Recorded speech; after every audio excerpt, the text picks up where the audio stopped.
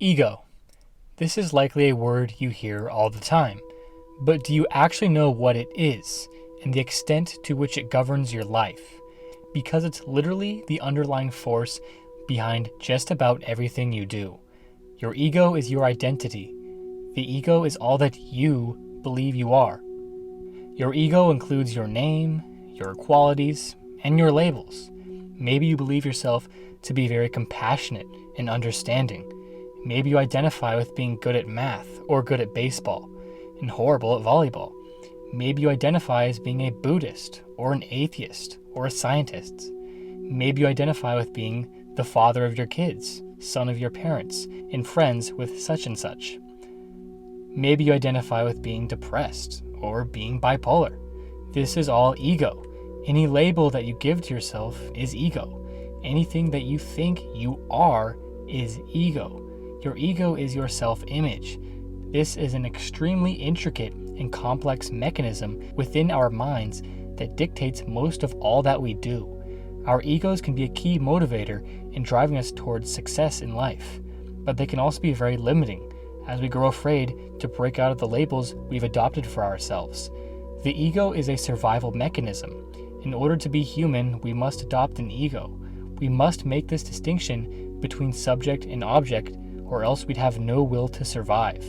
With the advent of complex language, along with various technological advancements, which has led to massive change in societal structure, the human ego has developed into one that is no longer ideal for the advancement of the species and the earth as a whole. So how can we live alongside this ego we've been given that's been a byproduct of millions of years of evolution, so that our experience on this earth is overall more harmonious?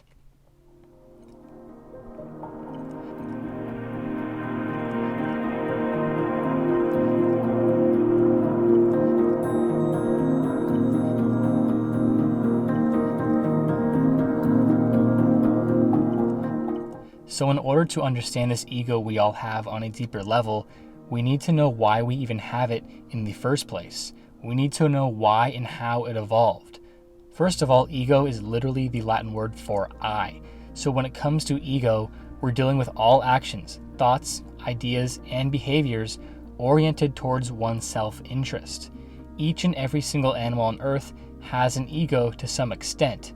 The ego is the part of an organism that evaluates itself more favorably than what is objectively warranted. Every single life form has a desire to survive. So in order to do that, it must perceive itself to be more special and more worthy than everything outside of itself. For example, if a lion didn't consider his biological needs as more worthy than a gazelle's, he'd die from starvation.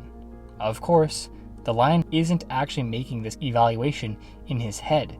His mind has evolved to be like, okay, I'm hungry, there's a gazelle, I'm going to go chase it, kill it, and eat it, without a second thought and with zero empathy. And just about all organisms on Earth are like this, because if they weren't, the organism would not survive. Humans are unique in their ability to empathize and consider viewpoints of others, but few people do this deeply, and this hasn't stopped the entire species from turning virtually the entire planet into one that best suits them and destroys others.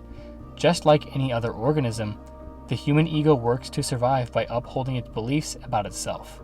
We're born into this body, and we quickly come to the realization that that's me. This body I have is me. I like this body, and I'll do whatever it takes to keep this body alive. And the very reason you think that way in the first place is because the people that came before you also thought the same way. Because if they hadn't, they wouldn't have survived, and they wouldn't have reproduced, passing on their genes to the next generation, and to the next generation, and to the next generation, and eventually to you.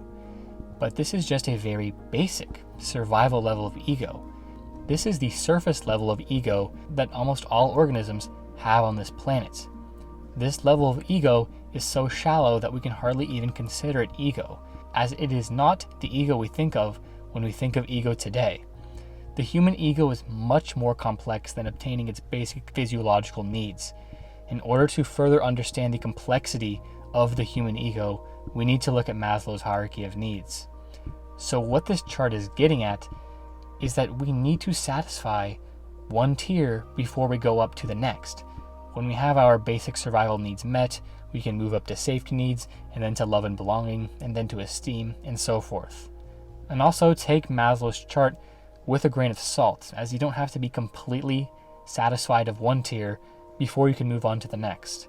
For example, you can have a great sense of love and belonging, yet struggle to obtain your basic survival needs. So when people think of ego in this day and age, they're usually thinking mostly of things that are in the esteem tier, such as status, reputation, and influence. That's because in the modern era, at least in first world countries, we've met our basic survival needs, met our basic safety needs, and if you're fortunate enough, you have a solid sense of love and belonging. So now the majority of people are occupied with this esteem tier. The ego works to uphold its image of itself.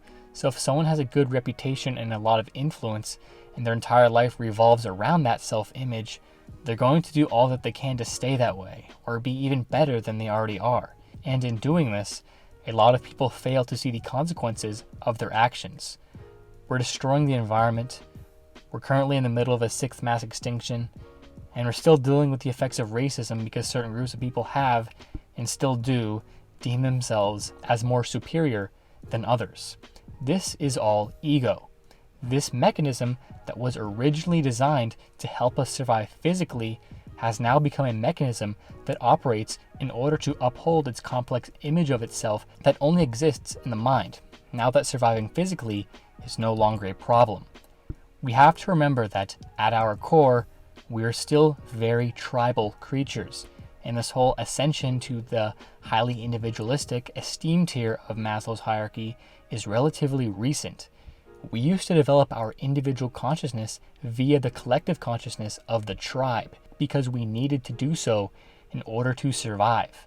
Before we had complex language, before we could identify certain individuals among others, there was no concept of I. There was just the tribe operating as one unified entity. In fact, even in many relatively recent tribal cultures, there was no word in the language for I. There was just the image of the tribe, as there was no need for individuality. One strong sense of having an individual identity has only become strong with the advent of complex language that allows the individual to adopt labels for themselves, along with the advancement of society to the point where one's main concern is their own individual identity. But living life at the hands of the ego has lost its purpose. When everything is about me, and you do everything to please yourself, you not only suffer from the fear of not getting what you want, but you also make others suffer as you take from them. The ego requires fear in order to operate. Let the ego go and there's nothing to fear. Viewing the world only in how it can serve you is viewing the world in such a restricted lens. So what I'm trying to get at here is that because most of humanity has developed to the point where basic survival is not a problem, there isn't a need for such a strong ego anymore. Nonetheless, we as humans are born to develop complex egos, because that's what millions of years of evolution has led us to. Having an ego is unavoidable. Some people have bigger egos than others. Some have smaller egos than others, but it will always be there to some extent. So how can we live in harmony with our egos? How can I live with this ego, yet not allow it to consume my entire life? Well, I like to think of the ego as a filter for consciousness. The ego is a mind program that has evolved for hundreds of millions of years. That makes you think it's you, because you react to its desires and triggers. The ego needs to make sense of its input, so it identifies with whatever is in front of it, that being the body and the mind. But the ego is not actually you. What you actually are is just pure, infinite consciousness. The fact that you are watching this video is already the first step to learning to live in harmony with the ego, because the ego is dependent on you being unconscious of it. The ego doesn't want you to be questioning its validity, because if you begin to consciously detach yourself from this identity you spent your entire life creating, the ego's grip begins to weaken and the true self starts shining through. To begin detaching yourself from what you spent your entire life thinking you are is not easy, and is not something many people are willing to do. The ego is self-preservational. It's comfortable the way it is and seeks to stay that way, because when we let certain aspects of ourselves go, it's like a part of us has died, and we suffer for this. An example of this would be making a career change. We go through a mourning process in which we suffer. Maybe you knew you could get a better job in which you could make more money, but you had a lot of great friends at your old job that you'll miss deeply. So when you make that career change, it's like a part of you dies, and you suffer to some degree for it, even if the change is for the better. But just know, in order to live in harmony with the ego, you don't have to let everything go. You'll do that when you die. You don't need to do that right now. If you're this far in the video, you're clearly interested in what I have to say and are definitely open to the idea that what we think we are, our ego, might not actually be who we truly are. Let this video be the call to begin looking beyond the surface layer of reality, which can include your ego, your religion, science, or whatever you hear in the news. It's one thing to absorb this information into your head, but it's a completely other thing to have an experience that reinforces what I'm saying, which is why I encourage you to look into having a mystical experience. I found an article that I think describes the mystical experience beautifully. In essence, the mystical experience is a state of being in which the personal ego, or mortal sense of self, merges with the divine, which is limitless and infinite. Mystical experiences are temporary glimpses into our most sacred and ancient home of consciousness. Those who undergo mystical experiences often describe feelings of bliss, ecstasy, unconditional love, interconnectedness, and oneness with all things. I used to think experiences like these were nonsense until I had one myself. The mystical experience is a short, temporary glimpse into what the Buddhists call enlightenment or nirvana. All sense of self is gone. There is no suffering and no desire, because only the ego suffers and desires. There is no time nor space. Everything feels perfect because there is no ego to tell you it is not perfect. Your sense of self has completely dissolved into the greater reality. You can have a mystical experience through deep meditation, deep yoga practices, psychedelic drugs, and they can even just happen randomly to people, although that is very rare. You can decide which method is right for you. Personally, I've had 2 mystical experiences on LSD and magic mushrooms. I chose this route because learning to meditate or perform advanced yoga to the point of inducing a mystical experience can take years to learn, while psychedelics can induce one in just a couple hours after ingestion if the dose is right. It's always important to do your own research though, before taking a mind-altering substance, as having your ego quickly dissolve without any prior spiritual experience can be extremely scary and lead you to do things you'll regret. Once you have your mystical experience, your life will never be the same again. You'll likely be less afraid of death. And as you'll know, death is not the end of consciousness. It's just the end of your current form. You'll be less hard on yourself. You'll certainly still have ambitions, but you won't get lost in the sauce and can take a step back and look at the greater picture. The mystical experience will likely awaken a thirst in you to try and bring that experience back into your life as much as possible, which leads many to walking the spiritual path, such as myself, after a mystical experience. The most important thing is, you'll have a greater appreciation of life. Your clinging to desires likely won't be as strong. You'll just be going with the flow of life, and once you find yourself doing this, you will be living in harmony with your ego. I personally believe it's the destiny of the human race to collectively realize that we are not our egos, and that really we're all one.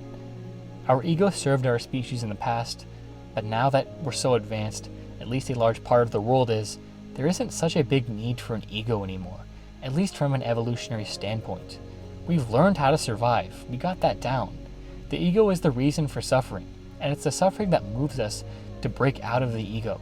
We are in fact experiencing this to a degree on a collective level. We're past slavery.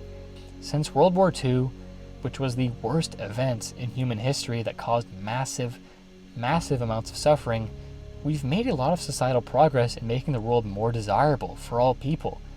We still have a long way to go, like a long way to go, but society is, and always has been, moving towards higher love and higher consciousness, and the current Black Lives Matter protests are indicative of a move forward.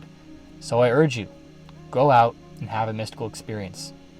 You'll not only be helping yourself live in harmony with your own ego, but you'll also be benefiting society as well. If you're interested in supporting my work on a deeper level, consider joining my Patreon. I host a book club on there where we read a book each month about topics we go over on this channel. The book for June is How to Change Your Mind by Michael Pollan. I also post my trip reports for all of my psychedelic trips, Q&As, and other exclusive content on there. So consider joining if you're interested. As always, guys, have a great day and peace.